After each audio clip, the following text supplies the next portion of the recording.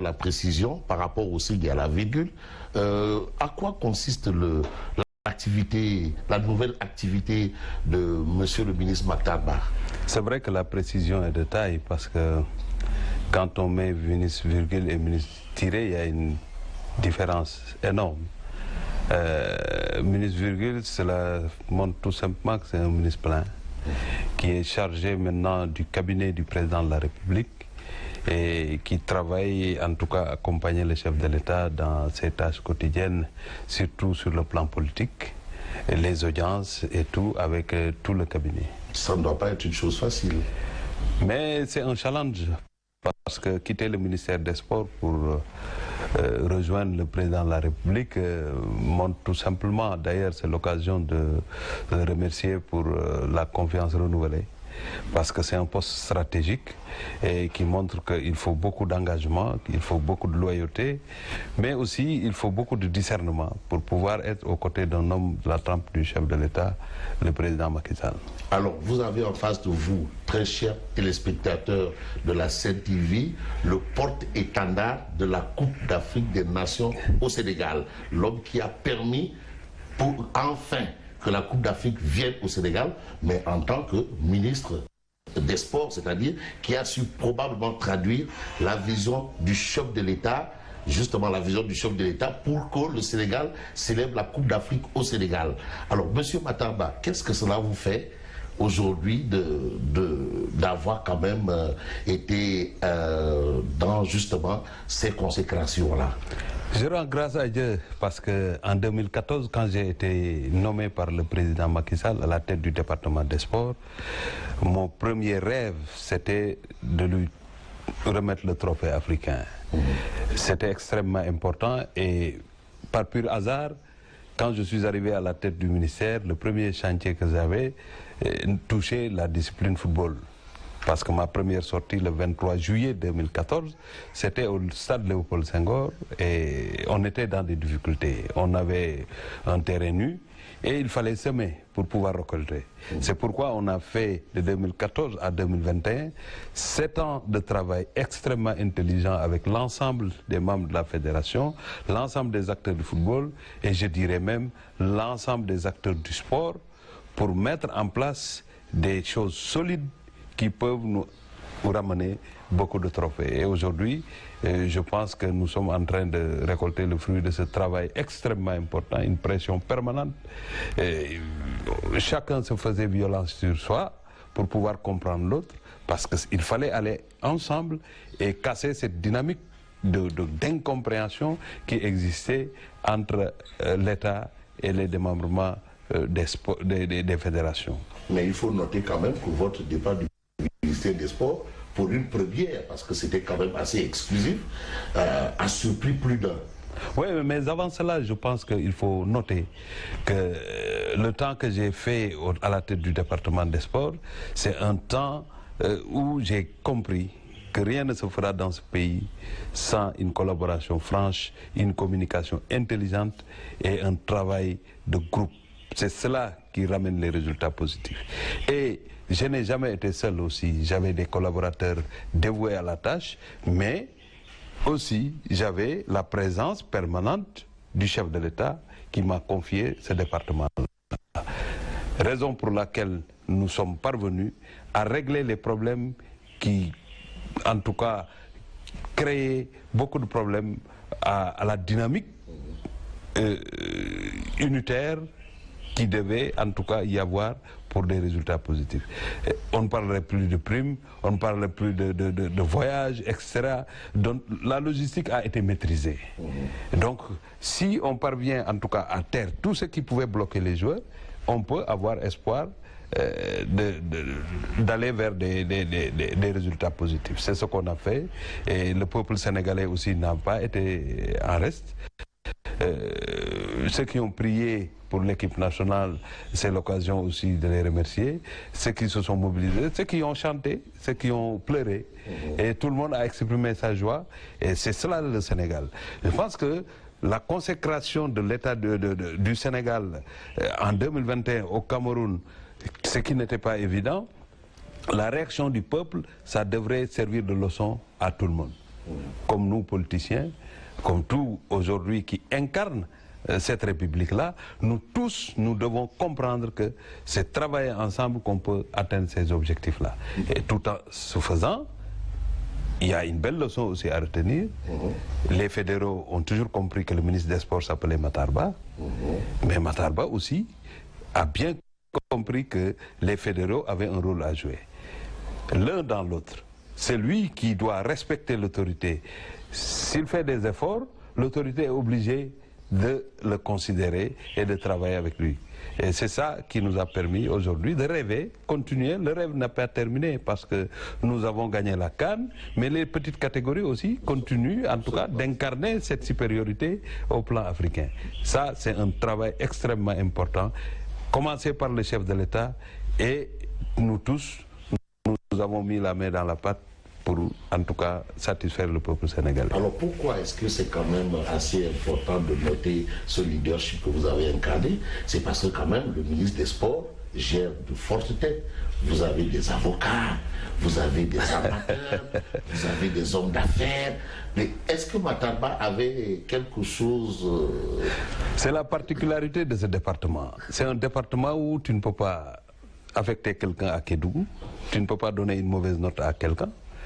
Mais c'est de fortes têtes qui sont à la tête des fédérations. Et ça, c'est tout à l'honneur du Sénégal. Nous avons des capitaines d'industrie, comme tu l'as dit, des avocats, de fortes personnalités. Des hommes qui ont incarné même, en tout cas, qui ont eu à gérer des missions extrêmement importantes pour la République. Donc, il fallait trouver l'équilibre. Dans toute chose, il faut l'équilibre. Et pour trouver l'équilibre, il faut que quelqu'un l'incarne. Moi, ministre des Sports, je vous fais une confidence, il m'arrivait en tout cas à laisser une place de mes prérogatives si je sais que ça ne peut pas déséquilibrer, ça ne peut pas porter atteinte à ma mission. Je fais de sorte que cette question-là soit traitée sans que ça ne soit que le ministre qui s'enferme dans son bureau. J'essaie de mettre ça sur la table en ayant les arguments nécessaires pour que tout le monde comprenne de la même manière que je comprends les choses. Et ça facilite effectivement ce qu'on doit faire sur le terrain. Donc, tout ministre ou bien tout dirigeant qui ne peut pas se faire cette violence-là aura toujours des difficultés avec le monde sportif. Parce que le monde sportif est un monde honnête. C'est un monde engagé. C'est un monde qui reconnaît les efforts des uns et des autres. Si maintenant on veut marcher sur leur personnalité, ça ne marchera pas. Moi, j'ai trouvé en 2014 une incompréhension totale entre l'État et quelques membres des fédérations. Il n'y avait pas de communication, il y avait une rupture, un fossé entre les deux. Or, on doit comprendre que quand on délègue des pouvoirs, on doit encadrer à qui on a délégué ces pouvoirs. Donc le rôle du ministre des Sports, c'est être aux côtés des fédérations, leur faciliter la tâche, tout en appliquant les textes qui régissent, parce que dans toute chose, il y a la réglementation. Mais au-delà de la réglementation, il y a l'esprit et il y a la lettre. Il ne faut pas mettre sur la table que la lettre. Il faut allier les deux pour trouver l'équilibre dont j'ai fait allusion tout à l'heure, pour que, effectivement, que la mayonnaise puisse se tenir. Et cette mayonnaise a tenu. Nous parlons aujourd'hui de football, mais les sacres n'ont pas commencé par le football tout court. On a commencé par la Coupe d'Afrique de basket féminin en 2015. On a gagné encore avec Serigne Saliou Dia la médaille d'or. Et depuis 1963, on ne l'avait pas gagné. En 2015, on a gagné la médaille d'or des Jeux africains de football. On est allé jusqu'en demi-finale de Coupe du Monde avec les U20. Mais tout ça, et ce n'est pas que ça. Il y a aussi le championnat des sourbiers. Le championnat des sourbiers, on a aussi le beach soccer, mais les sports de combat. On est champion d'Afrique de judo avec Mbagnick, on l'a été. On a gagné au niveau du karaté, beaucoup de médailles. Et même les rollers ont gagné une médaille mondiale. Donc je pense que ceux qui pensent que j'étais là en tant que ministre des Sports, ministre de football et de la lutte, se trompent. Moi j'avais la capacité d'être ministre de toute discipline qui est concernée par une compétition. Tout le monde pensait que j'étais le ministre de cette discipline.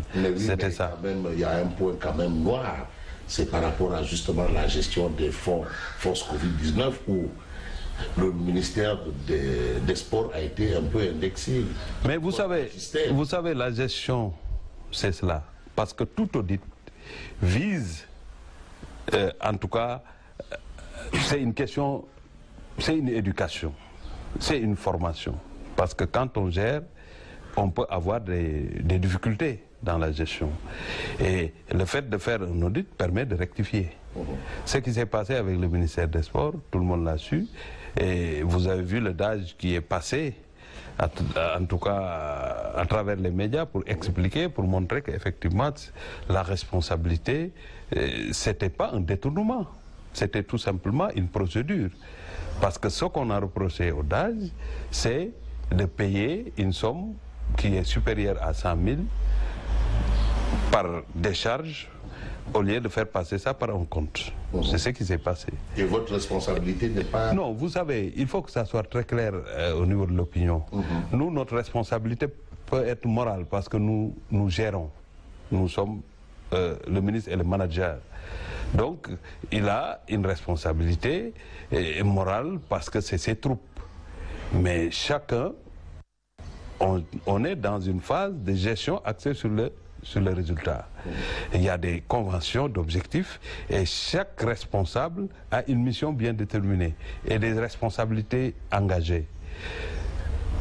Ce qui me réconforte, c'est que le DAGE n'a pas, dans le rapport de la Cour des comptes, n'a pas été indexé pour détournement.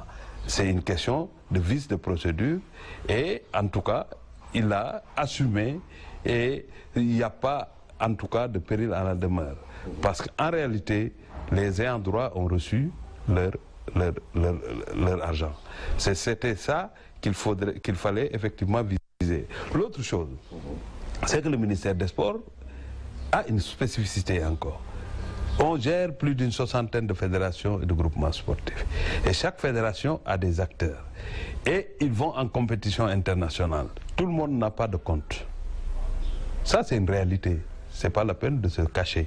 C'est une réalité. Donc, ça se gère comment on gère une caisse d'avance? De l'équipe A à l'équipe. Parce que le problème n'est pas la caisse d'avance. La caisse d'avance, c'est au niveau des possibilités du ministère quand il y a une compétition qui nous tombe dessus, qui n'a pas été tellement programmée ou bien qui a été programmée, qui est arrivée plus tôt.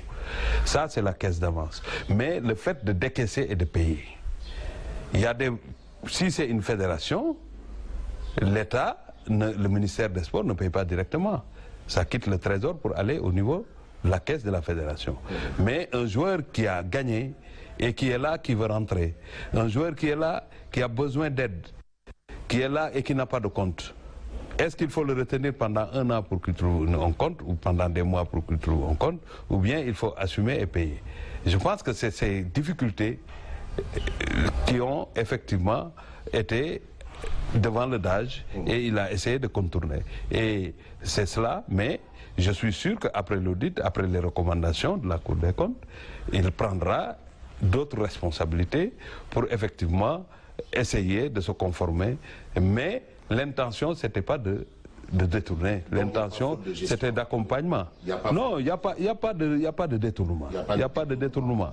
Il n'y a pas de détournement d'après les informations qu'il a données lui-même et que j'ai su. Mais monsieur le ministre, quand même, il est reproché, on pourrait reprocher, autant pour moi, il faut utiliser le temps qu'ici à monsieur le ministre d'avoir emmené avec lui son véhicule de fonction de ministère, ce qui a poussé à celui qui l'a remplacé à la tête du ministère de louer un véhicule, mais à prix fort.